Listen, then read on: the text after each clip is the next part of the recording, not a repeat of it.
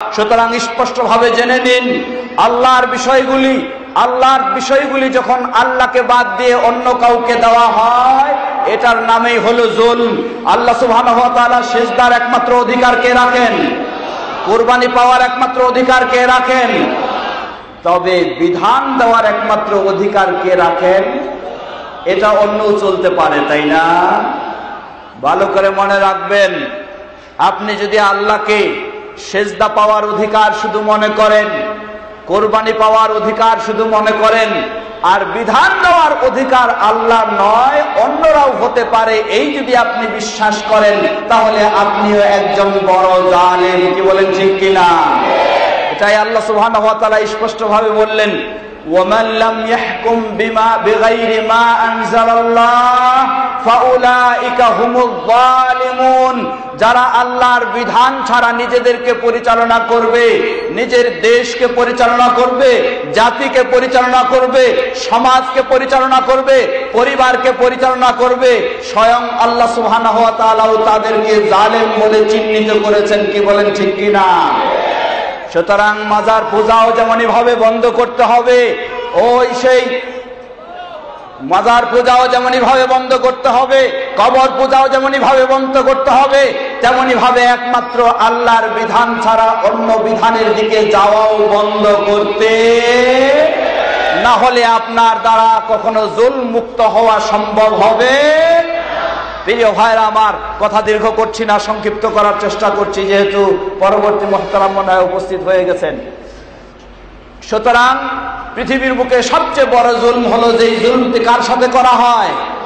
আল্লাহ সুবহানাহু ওয়া তাআলার সাথে জুলম করা হয়। আর এই জুলমের কারণে দুনিয়া এবং আখিরাতে উভয় জায়গায় কল্যাণ একেবারে হারিয়ে যায় এবং চিরস্থায়ীভাবে তাকে জাহান্নামে স্থান করে নিতে হয়, এতে কোনো সন্দেহ। আসুন দ্বিতীয় বিষয়ে আসি। এখন আমরা দ্বিতীয় বিষয়টি হলো, জুলম হলো দ্বিতীয় পর্যায়ে একজন মানুষ আরেকজন মানুষের সাথে, একজন মানুষ আরেকজন মানুষের সাথে। এই জুলম আমাদের সমাজে আছে কিনা? তবে মনে হয় সরিটলা বা পুরান ঢাকার মাঝে এই জুলমটা বোধহয় খুঁজে পাওয়া যাবে না। পাওয়া যাবে? হ্যাঁ, যাবে কিনা একটু দেখেন। আমি একটু আলো দিচ্ছি আপনাদের সামনে, ওই আলো দিয়ে দেখবেন যে জুলম খুঁজে পাওয়া যায় কিনা। প্রিয় ভাইরা আমার, একজন মানুষ আরেকজন মানুষের সাথে জুলম করে, এটা নিজের ঘরের ভিতর থেকে শুরু করে একেবারে দেশের শীর্ষ স্থান পর্যন্ত চলে যায়। নিজের ঘরের ভিতর বলতে আপনার ঘরে মাত্র আপনারা দুজন মানুষ। কয়জন মানুষ? একজন স্বামী আরেকজন স্ত্রী। স্বামীর নির্দিষ্ট অধিকার রয়েছে, স্ত্রীর নির্দিষ্ট অধিকার রয়েছে। স্বামী যদি তার স্ত্রীর অধিকার ঠিক মতো দেয় না, তাহলে এটার নাম অন্যায় না ন্যায়? বলেন, এটার নাম অন্যায় না ন্যায়? এটার নাম জুলম কিনা? স্বামী যদি তার স্ত্রীর অধিকার না দেয়, তাহলে এটার নাম জুলম। স্ত্রী যদি তার স্বামীর অধিকার না দেয়, এটার নাম কি? এটার নামেও জুলম। তাহলে বুঝে দেখুন, আপনার পরিবারেও জুলম হতে পারে। শুধু এতটুকু নয়, একটু আগেই আমরা শুনলাম লোকমান তিনি কি করলেন? তার কলিজার টুকরা প্রিয় বৎস শিশু সন্তানকে উপদেশ দিলেন। সর্বপ্রথম সেটি হলো আল্লাহর সাথে শিরক না করার উপদেশ দিলেন। অতএব আপনার ঘরের যে শিশু সন্তানেরা রয়েছে, এই শিশু সন্তানেরও আপনি মুসলিম বাবা হিসাবে আপনার কাছে অধিকার রয়েছে। কি বলেন, রয়েছে কিনা? যেমনি ভাবে বাবার অধিকার রয়েছে সন্তানের কাছে, তেমনি ভাবে সন্তানের অধিকার রয়েছে বাবার কাছে। বাবার অধিকার যদি সন্তান না দেয়, সন্তানের অধিকার যদি বাবা না দেয়, তাহলে এটার নামও কি? জোরে বলেন, এটার নামও কি? এটার নামেও জুলম। এমনকি এটাও নয়, আরো গভীরে যান। আপনি চলাচল করছেন যেই মহল্লায়, সেই মহল্লায় যে সমস্ত জীব জানোয়ার রয়েছে, এগুলিরও আপনার কাছে অধিকার রয়েছে। কি বলেন, রয়েছে কিনা?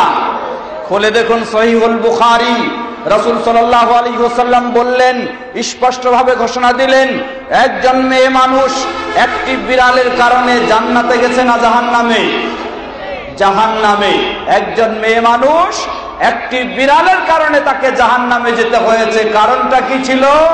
ওই মেয়ে মানুষ বিড়ালটিকে ধরে আবদ্ধ করে রেখেছিল, বেঁধে রেখেছিল, বিড়ালকে খেতেও দেয়নি এবং বিড়ালকে ছেড়েও দেয়নি যে ইচ্ছা মতো খাবে। না খেয়ে এভাবে রেখে বিড়ালটা সেভাবেই মৃত্যুবরণ করলে আল্লাহ সুবহানাহু ওয়া তাআলা তার এই জুলমের কারণে তাকে জাহান্নামে স্থান দিয়েছেন। বলুন নাউযুবিল্লাহ। সুতরাং শুধু মানুষ নয়, এই জীব জানোয়ারের প্রতিও জুলম হতে পারে যদি সেই জীব জানোয়ারের অধিকার থেকে তাদেরকে আমরা বঞ্চিত করি।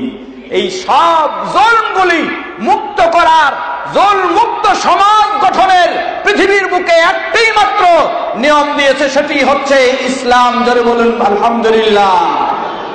ইসলাম হচ্ছে পৃথিবীর বুকে এমন একটি নির্ভেজাল, এমন একটি ন্যায়নিষ্ঠার ধর্ম, ন্যায়নিষ্ঠার জীবন বিধান, যে ইসলাম এই জুলমুক্ত সমাজ গড়তে চায়। সুতরাং আমরা সকলকে সকল প্রকার মতবাদ বর্জন করে, সকল প্রকার চিন্তা চেতনা বর্জন করে সেই ইসলামের দিকে আমরা ফিরে আসার আহ্বান জানাবো। তাহলে আমাদের পক্ষে সম্ভব হবে সকল প্রকার জুলম দূর করে আমরা ন্যায় নিষ্ঠা ও ইনসাফ আমাদের মাঝে প্রতিষ্ঠা করতে পারবো ইনশাআল্লাহ। প্রিয় ভাইরা আমার, সমাজে মানুষ বসবাস করি, কিন্তু সমাজে মানুষ বসবাস করি ঠিকই, সমাজে আল্লাহ সুবহানাহু ওয়া তাআলা এমন কতগুলি নিয়ম দিয়েছেন, এমন কতগুলি নীতি দিয়েছেন।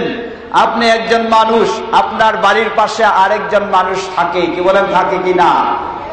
এই লোকটার পরিভাষাগত দিক দিয়ে তার পরিচয় কি? তার পরিচয় হলো তিনি আপনার প্রতিবেশী। কি বলেন ঠিক কিনা?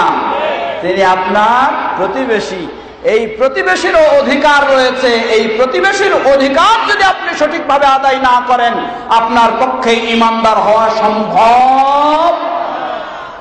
আপনি প্রতি বছর ওই সেই বাইতুল্লাহ গিয়ে হজ করে আসছেন, প্রতি রমজানে গিয়ে আপনি ইতিকাফ করে আসছেন, কিন্তু আপনার প্রতিবেশীর সাথে দুর্ব্যবহার সব সময় করেন, জেনে নিন আপনার ঈমান এখনো ঠিক হয়। কারণ নবী সাল্লাল্লাহু আলাইহি ওয়াসাল্লাম স্পষ্টভাবে বলেন, মান কানা ইউমিন বিল্লাহি ওয়াল ইয়াউমিল আখির ফালইহসিন ইলা জারিহি, যে ব্যক্তি আল্লাহর প্রতি ঈমান আনে, যে ব্যক্তি আখিরাতের প্রতি ঈমান আনে, সে যেন তার প্রতিবেশীর সাথে উত্তম আচরণ করে, সব সময় সদ্ব্যবহার করে।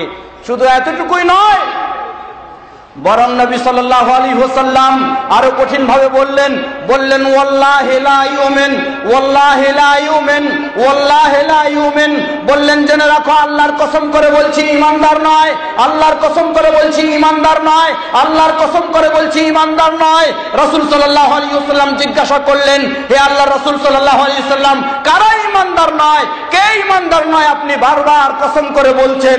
রাসূল সাল্লাল্লাহু আলাইহি ওয়াসাল্লাম বললেন, সেই ব্যক্তি ঈমানদার নয় যে ব্যক্তি মান লা ইয়ামান জারুহু বাওয়াইকা, যেই ব্যক্তি তার প্রতিবেশী তার অনিষ্ট থেকে নিরাপদ নয়, সেই ব্যক্তি কখনোই ঈমানদার।